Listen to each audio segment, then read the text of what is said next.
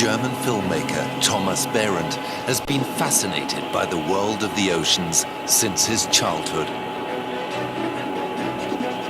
On diving expeditions which take him all over the world, he encounters creatures which very few people have the chance to set eyes upon.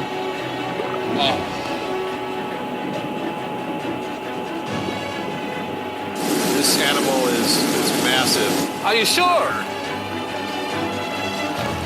This time, Thomas is on the search for two mystical giants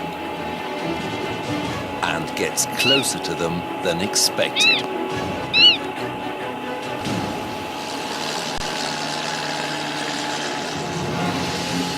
Together with a team of experts, the cameraman is setting off on a quest for the mysterious ocean sunfish. The search will take them round half the globe. Thanks to modern technology, unique images are captured at depths hardly reachable for divers. Thomas tracks down another behemoth, this one in the rivers of Florida, the manatee. With him are people who have made the protection of this endangered species their life's work. 1, 2, 3, pull.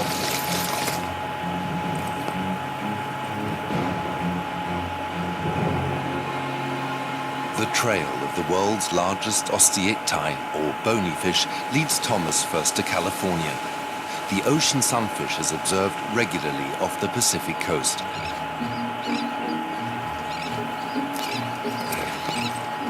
Supporting the filming is underwater photographer Mike Johnson. Mike has been photographing sunfish for 20 years and knows exactly how and where to find them.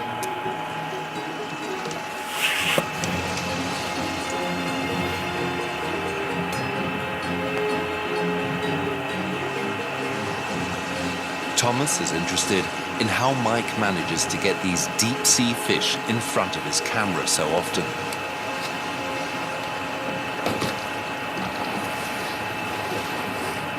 The answer lies directly off the coast. Giant seaweed, also known as kelp, covers the surface of the water. Only beneath the surface can the true dimensions of the kelp be seen, however. It reaches up to tree height, creating a stunning underwater world. The alga can reach 30 meters in height and can grow up to 1 meter in a single day. Balloon-like gas-filled bladders help to stabilize the stems. The kelp forest offers nutrition and protection to various life forms. Well hidden in a tangle of stipes, a kelp crab goes in search of food.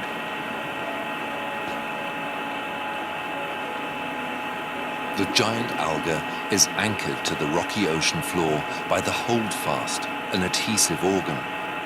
Although it may appear otherwise, there are no roots. The alga draws its nutrition from the water through its leaf-like blades.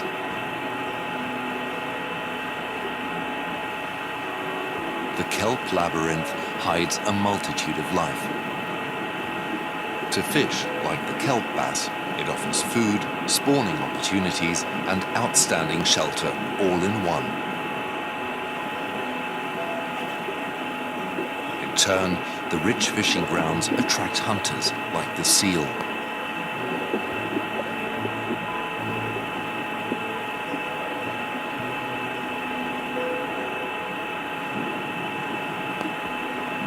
Sea anemones trap their prey at the base, while the enormous sunflower star roams through all the levels on its hunt for food.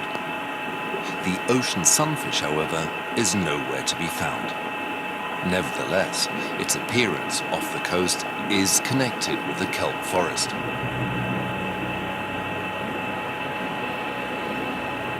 Tides and waves tug continuously at the 30-meter-long algae.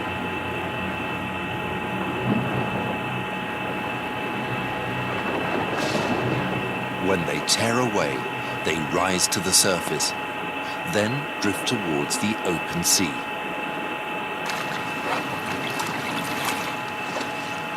These floating stipes will lead Thomas and Mike onto the trail of the ocean sunfish.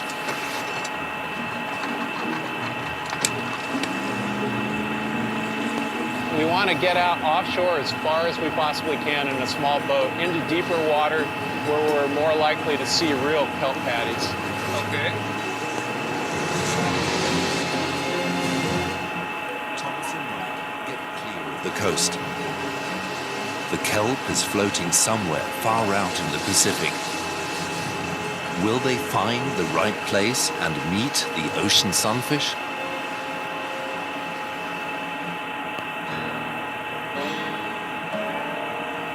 The Crystal River in western Florida. Here, Thomas is in search of another ocean roamer, the manatee. The Crystal River is one of the most beautiful riverscapes in Florida. A paradise, especially for birds.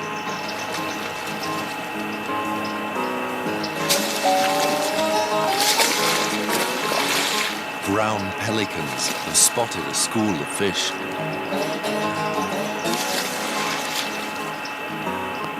Virtually exterminated by pesticides in the middle of the last century, they are once again a common sight here. Thomas is going diving with scientist Bob Bondy. Bob knows Florida's manatees like no other. Manatees are supposed to be sea mammals, living out in the oceans. So what are they doing out here in the river? They are marine adapted, but they're also very aquatic. And they will come in and utilize rivers to drink the water, to take advantage of the warm water that's there, and to look for forage and other vegetation. Got a satellite picture here from the Gulf and the area. You can see manatees can move incredible distances between the panhandle in Florida, then go all the way to the tip of Florida.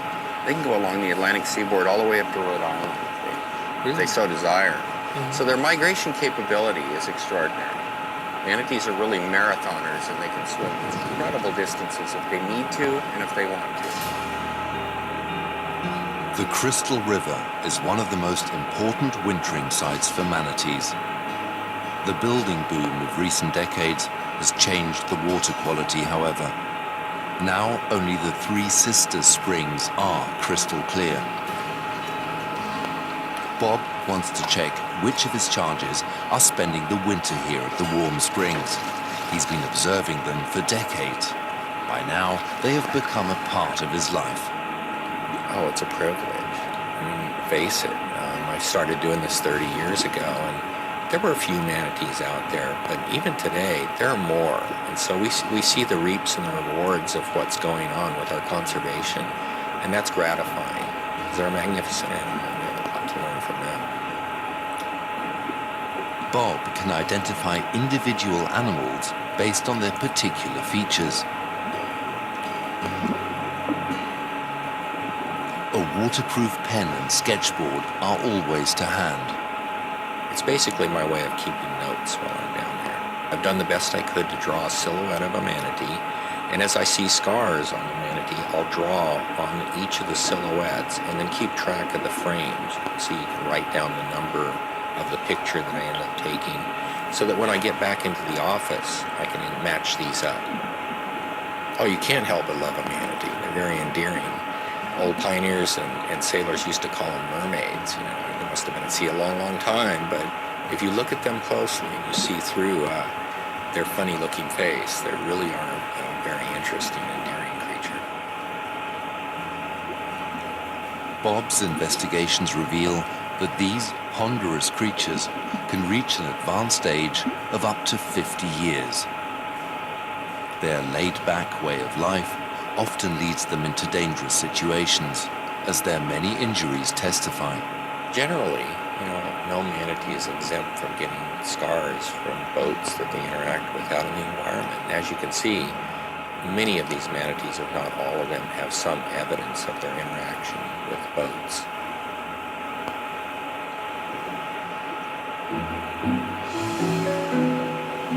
Back back to the wild Californian coast.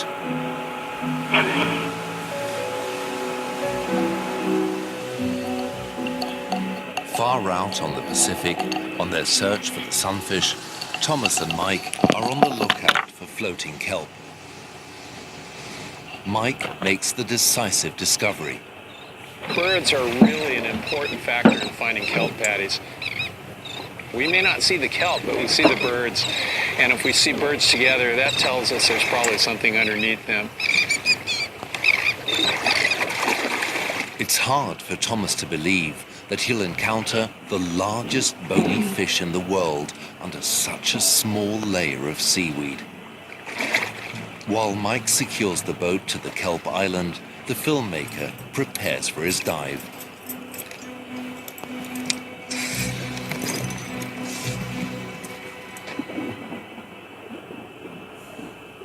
Under the floating seaweed, he makes a surprising discovery. This tiny island in the middle of the vast ocean has a magical attraction for fish. Shoals of sardines and perches find food and shelter in the shadow of the kelp. Thomas is impressed with the vibrant life under the seaweed canopy.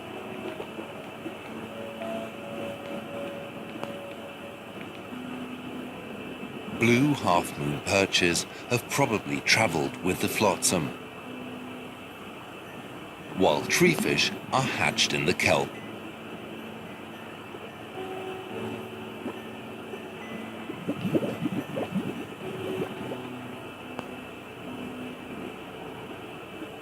Thomas is so busy filming that he only just notices the perches swimming purposefully in one direction.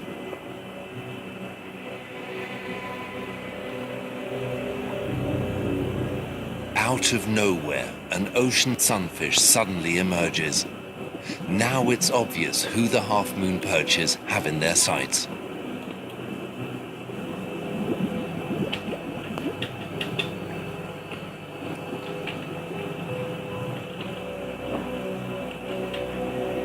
How the sunfish found the floating island remains a mystery, although the reason for his arrival quickly becomes clear. The sunfish and the half-moon perch have clearly been waiting for each other. The larger animal is seeking the help of the smaller ones to rid himself of annoying parasites.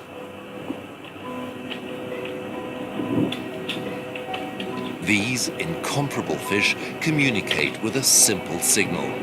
The sunfish raises himself up and freezes. The invitation for the perches to begin the cleanup job.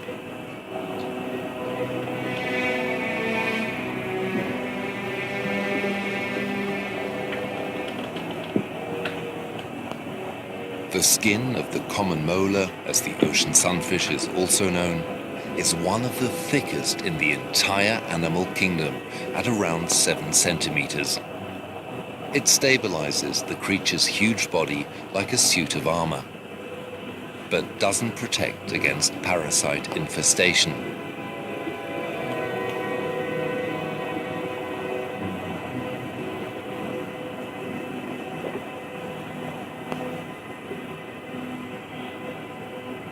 The secretive fish disappears from Thomas's sight as quickly as it arrived.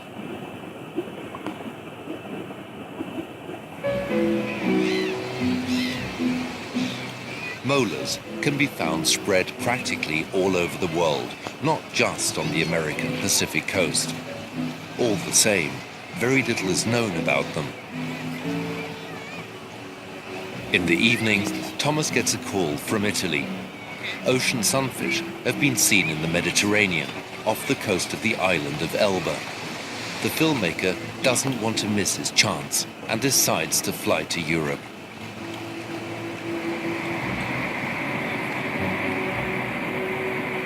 This search will be harder than in California, as there are no kelp islands in the Mediterranean. The team prepares in Elba Harbor. This time, the expedition will go down to greater depths. On board is underwater photographer Roberto Rinaldi. Last year, he spotted some ocean sunfish here on a deep-sea dive. Roberto, I've got a map here from Elba. Do you remember where you find the sunfish? It comes very close to the coast, so Yeah. we just have to.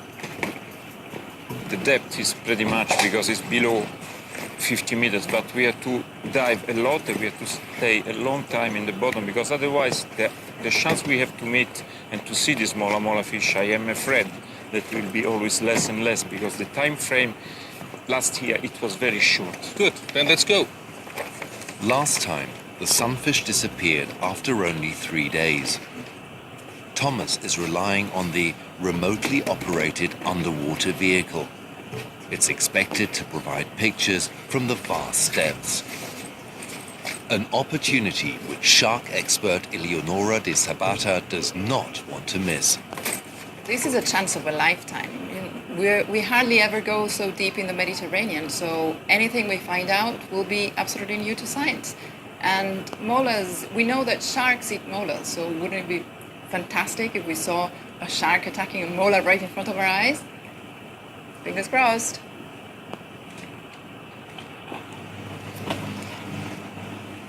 The team complete, the search for the sunfish can begin. It doesn't take long for the boat to reach its destination.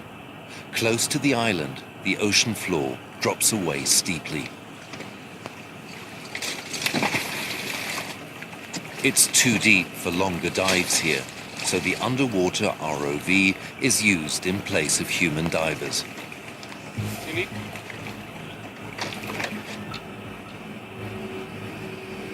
The team is excited, but something isn't quite right.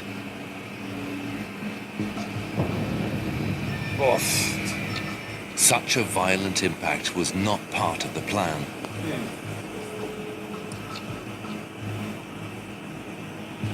The ROV doesn't react. The two technicians are at a loss. For Thomas, it's the worst thing that could have happened. Someone must now go down and bring the device back up. Roberto takes the plunge. Only with a special rebreather set can he get down to the necessary 60 meters. And his time on the sea floor is limited. Thomas is not comfortable with the thought that Roberto will be diving solo.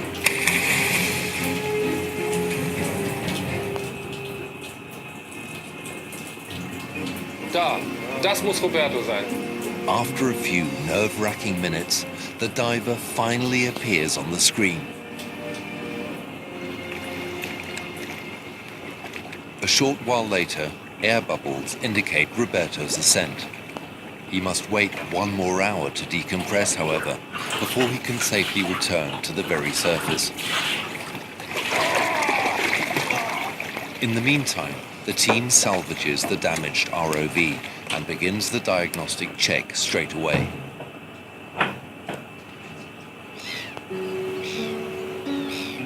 Towards the evening, the technicians find the problem. The drive control is broken and must be replaced, meaning a long enforced break for the expedition.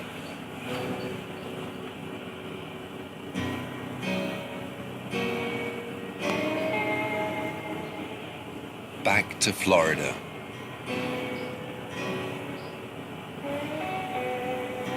The manatees are still dozing in their pool. Their metabolisms are so slow that they would freeze without this natural heating system.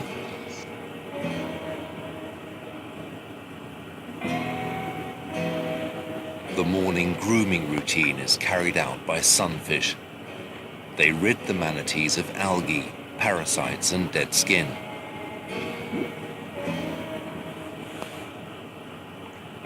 As with the mola, the sloping posture of the manatee seems to incite the shoal of fish to their task.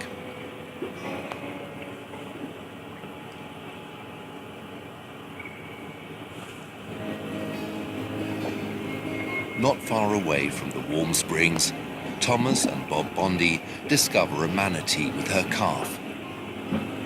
Thomas is amazed. They are heading straight for the two men.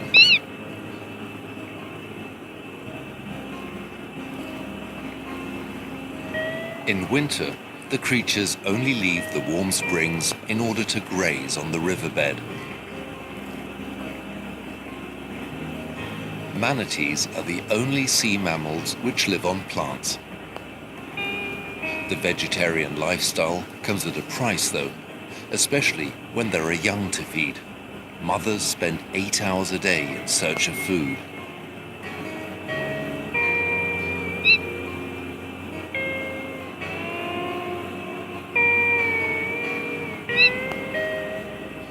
Manatees take every aspect of life at a slow pace, a reason why they only reproduce every 2 to 5 years. Unlike most mammals, manatees have their teats under their armpits. Their Indian name probably comes from this peculiarity. Manatee means breast. No one can distract the mother from her food, neither the calf in tow nor the diver. She only interrupts her meal for short moments to breathe. Every 5 to 8 minutes, she replenishes her air supply. Then it's back to the guzzling.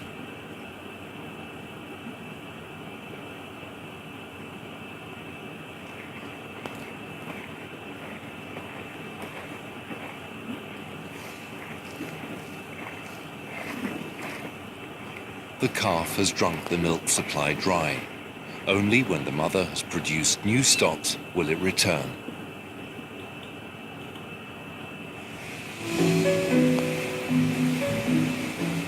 Tracking down manatees in a shallow river proves much easier than finding a sunfish in the wide Pacific Ocean. Without the help of experts like marine biologist Tierney Teese, the quest would be hopeless. She is exclusively researching molars. It wasn't really until graduate school that I took a strong interest in them. My advisor had a little picture of a mola on his door, and that was just the craziest looking fish I'd ever seen. It was a little picture for such a big fish, and I was hooked. The team wants to fix a satellite transmitter onto a sunfish. Tierney has already provided more than a dozen animals worldwide with transmitters for her research. This is a weight to carry. Yeah. So the larger the animal, the less a burden. Mm-hmm. So we're looking for an animal that's healthy and large. Mm-hmm. That's all we need. So we look for kelp patties, we look for fins sticking up, and we listen for Darren, who's got the perspective from the sky. Darren Maurer, the pilot, has a much larger area in view from up in his plane than the team down in the boat. Darren, you pick me up on 78? Yeah, Roger. I'm not seeing any animals right now. Roger. This calls for patience. Not exactly one of Thomas's strong points. No. The hours pass with no word from Darren. Thomas uses the time to learn more about molars from Tierney. Who's eating the molar? Do they have any enemies? We can see who's eating them often. Sea lions will eat them, orcas. But the parasites can also help us. It's fun. The parasites really are this fun little detective story. We find larval shark tapeworm parasites on mola. And so we know that for that tapeworm to complete its life cycle, it has to get into a shark, which means that a shark's got to eat the mola. Thomas. 456. Thomas, you picked me up. Got another animal here at 36 over 29. Roger. We'll keep heading your way. Over. Will the sunfish stay on the surface for long enough? Mike pushes his little boat to the max.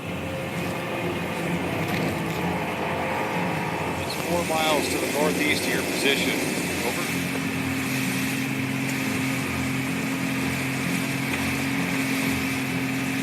We're closing on an animal 100 yards away at 12 o'clock. Okay, it's off to our 9.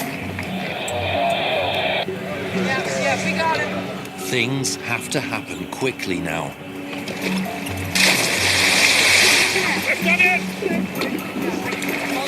Hold on.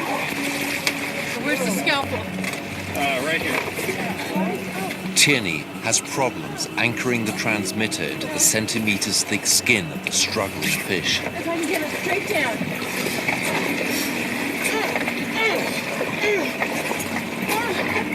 Bring him up. I can't see anything. That's right.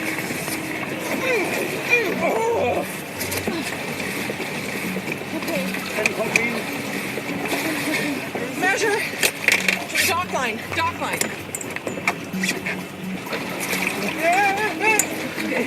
There. I got it. Okay. Let's go. Here. Okay. Can you try that? Ready? Set. Let's go. Made it. Tierney releases the fish back to freedom.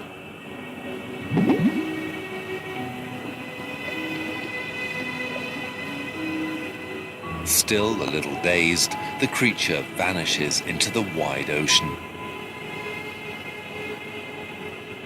The transmitter will plot all of his movements before detaching itself in around 3 months. All right. Roger, the tag was deployed. That's good. So your fish was about 2 meters. Okay. Here, look, Mike, how slimy it is. Look here, all the slime from, I just barely couldn't hold it. They have a very thick protective coating, which may be a way of protecting themselves against jellyfish stings as well.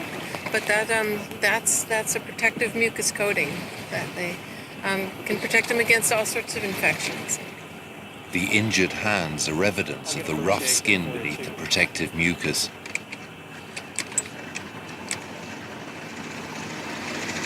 The day has been a complete success for the team.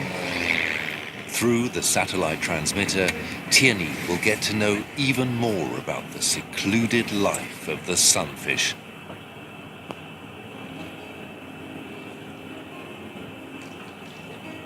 Animals bearing transmitters can also be found in the warm springs of the Crystal River. Thomas and Bob get on the trail. It's clearly somewhere in this angle here. The signal is clear and distinct. The manatee must be nearby.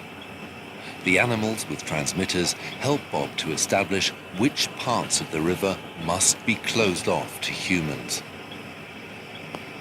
So there's some site fidelity patterns that we've learned that manatees have directly from putting radio tags on them and observing these migrations that they make. It's very important because they use the corridors that are out there, the waterways that we use for our same boats. So that interaction between boats and manatees is a serious problem.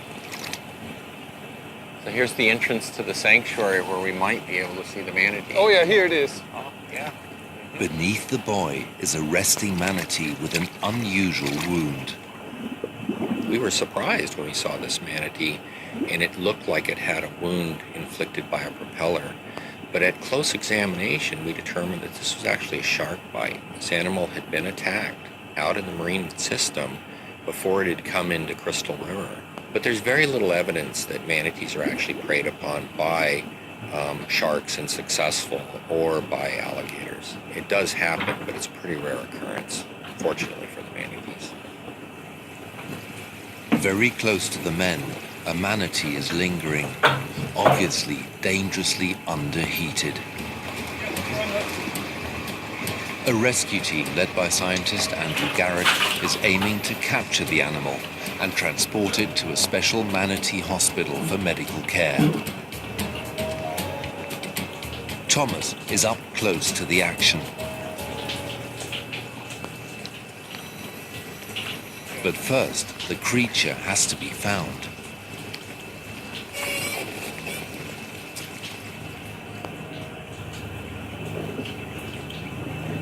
Eventually, the helpers locate the weakened manatee.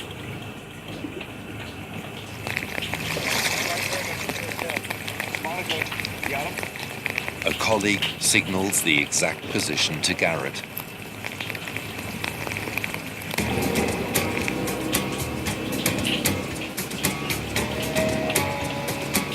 The net can be brought out. Everything must happen quickly, so the animal does not escape.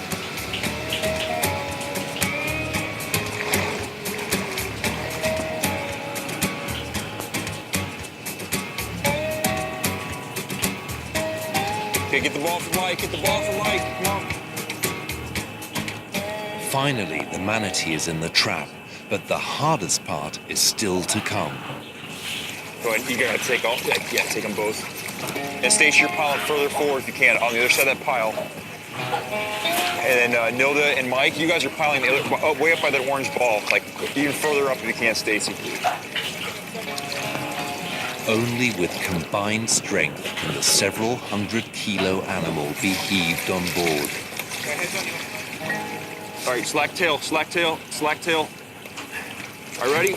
1, 2, 3, pull. Got a fish too. Let's get that fish out of there. Big Jack. There you go. The manatee is in a critical condition. 1, 2, 3.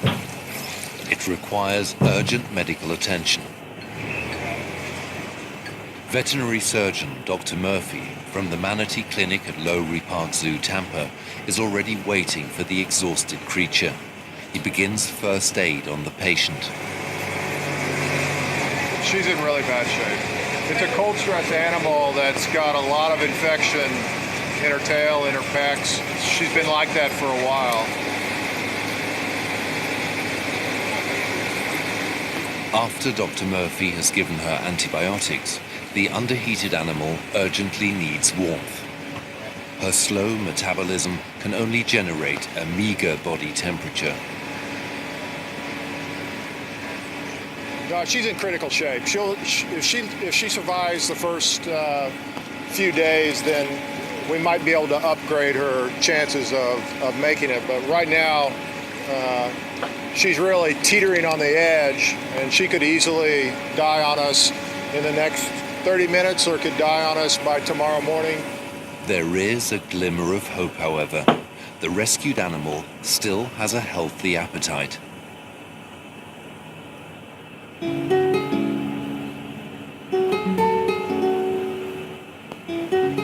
Good news from Italy. The ROV is functional again and ready to go. This time, it reaches its destination without incident and provides some razor-sharp images. It's so beautiful. At 70 meters sprawls a colorful tropical reef.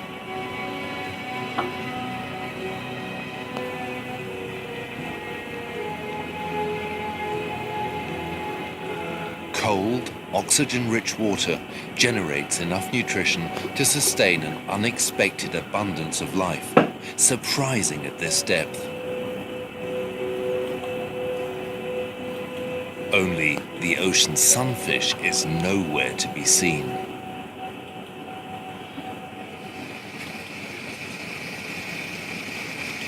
I think the best is we just hover here, and then we pan from left to right and have an overview and just wait. That's all we can do. The hours pass, yet nothing happens. Nothing.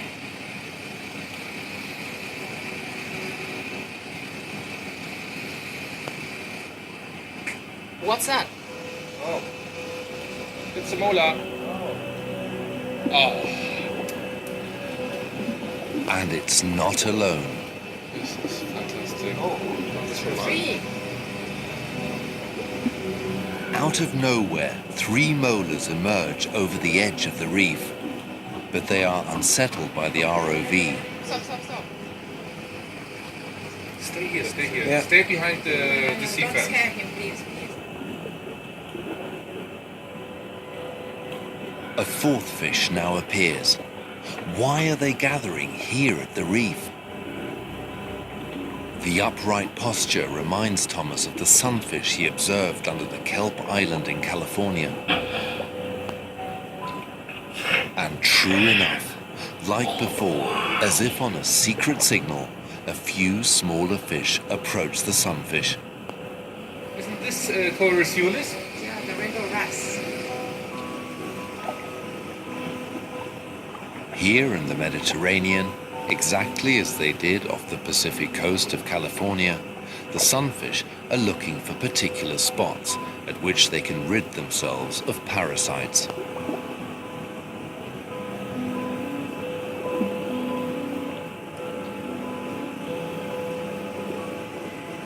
Eleonora and Thomas are spellbound. Then comes a shout from the prow of the boat. The captain has seen a molar on the surface. Right away, everyone is on deck. Hurry up, because he's going away. Yo!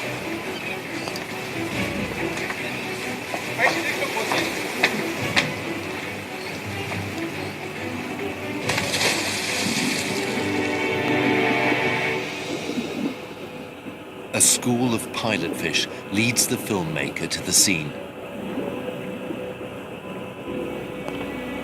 It's a hunting sunfish.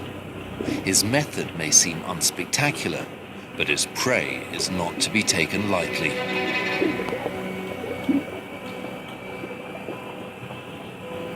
Molars feed mainly on jellyfish and other forms of cnidaria.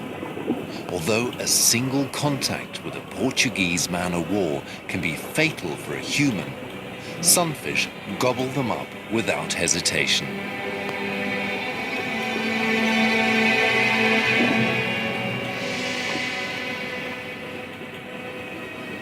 Their thick mucus coating offers complete protection against the blue poison tentacles.